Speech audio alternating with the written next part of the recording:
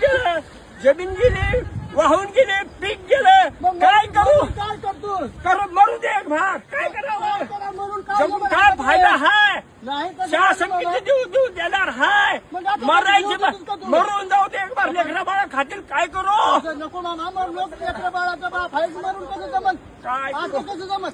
काय मग करू मग बाबा? हा, हा. काय बघा हे करू बाबा? आजाची येता बघा, ह्याचं 2 काय एकर करू शेत गेलं बाबा? पाण्याखाली. काय काय करेल करू? ते? मरणार काय तर काय करेल? काय